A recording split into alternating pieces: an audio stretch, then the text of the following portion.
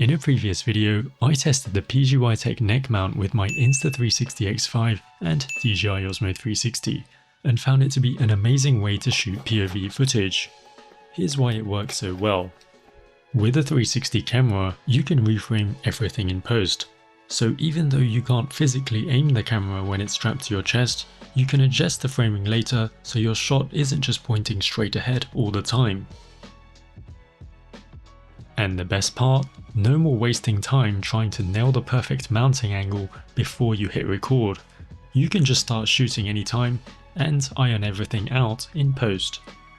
Now a few days after that video went up, one viewer left the following comment. Is there any chance you have some footage of the Insta360 X5 or Osmo in 360 mode, specifically when running? Even though I never go running, at that point I made a promise to myself that I'd go out and get this footage for them.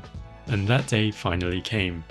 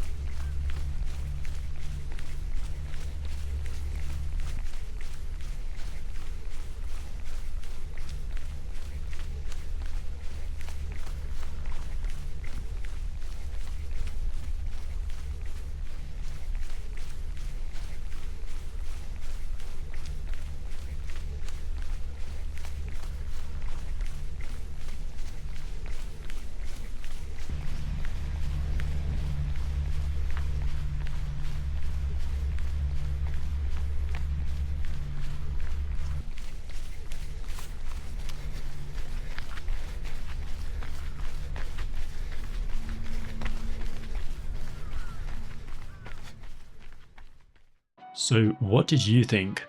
Personally, I was seriously impressed by just how smooth the footage came out, especially considering the amount of extra bounce and jostle from running compared to walking or cycling.